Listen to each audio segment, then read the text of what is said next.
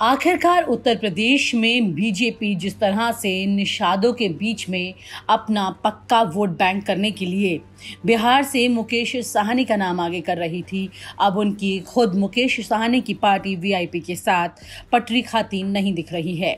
उल्टा बीजेपी ने मुकेश साहनी के लिए उत्तर प्रदेश में कई ऐसे कांटे बो दिए हैं जिससे मुकेश साहनी को बिहार से उत्तर प्रदेश में अपनी पार्टी को ला करके पैर जमाने में बहुत मुश्किलें आ रही हैं। फूलन देवी के नाम पर सियासत करने वाराणसी पहुंचे विकासशील इंसान पार्टी के राष्ट्रीय अध्यक्ष मुकेश साहनी समेत 2 दर्जन कार्यकर्ताओं को पुलिस ने नजरबंद कर लिया। उत्तर प्रदेश की सियासत में एंट्री से पहले ही बिहार की विकासशील इंसान पार्टी योगी सरकार के निशाने पर आ गई। यूं ही नहीं मैं बन जाता हूं। रोज पहले किरण का छोर ढूंढने निकल जाता हूं। धूप छांव दिन रात की परवाह किए बिना पढ़ता जाता हूं। तब कहीं उस उम्दा अनुभव को दुनिया तक पहुंचा पाता हूं। यूं ही नहीं मैं रजनीगंधा बन जाता हूं।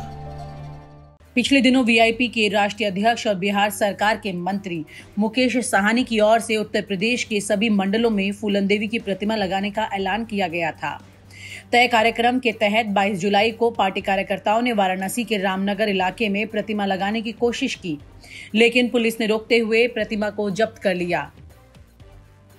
पुलिस की कार्रवाई के बाद भी विकासशील इंसान पार्टी नहीं मानी और उसने 25 जुलाई को सांकेतिक विरोध करने का ऐलान कर दिया। इस दौरान राष्ट्रीय अध्यक्ष मुकेश साहनी को एक प्रेस कॉन्फ्रेंस भी करनी थी। इसी बीच पुलिस ने रविवार की सुबह ही उस होटल को घेर लिया जिसमें वीआईपी के कार्यकर्ता रुके थे। पुलिस ने होटल के अंदर और बाहर पहरा भी बैठा दिया। दोपहर में राष्ट्रीय अध्यक्ष मुकेश साहनी को भी बाबतपुर एयरपोर्ट पर रोक दिया गया। पुलिस की कार्रवाई के खिलाफ वीआईपी कार्यकर्ताओं ने हंगामा भी किया। पुलिस का कहना है कि वीकेंड लॉकडाउन और सावन के मद्देनजर शहर में धारा 144 लागू है। विकासशील इंसान पार्टी ने प्रेस कॉन्फ्रेंस के लिए इस तरह की कोई परमिशन नहीं ली थी, लेकिन ये तो वो महज तस्वीर है जो कि जमीन पर दिखाई दे रही है। लेकिन ये इशारा करती है सीधे सीधे बीजेपी और बिहार की इस वीआईपी पार्टी के बीच के समीकरण की कि वो सही नहीं बैठ रहा है। कहीं ना कहीं बीजेपी अब संजय निषाद को ही आगे करने में लगी है। हालांकि ये फेरबदल पिछले कुछ ही दिनों में हुआ है, जिसके चलते संजय निषाद को अपना दावा मजबूत दिख रहा है। लेकिन सवाल अब संजय निषाद के अरमानों पर भी लगने लगे हैं, क्योंकि बीजेपी संजय निषाद को भी वो नहीं देने वाली है जो वो उम्मीद कर रहे हैं।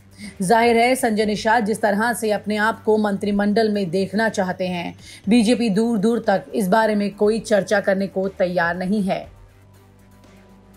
ऐसे में ये जरूर कहा जा सकता है कि जहां पर समाजवादी पार्टी निषादों को अपने साथ साधने में लगी है, वहीं पर बीजेपी ने निषाद नेताओं से अपनी दूरी बनानी शुरू कर दी है।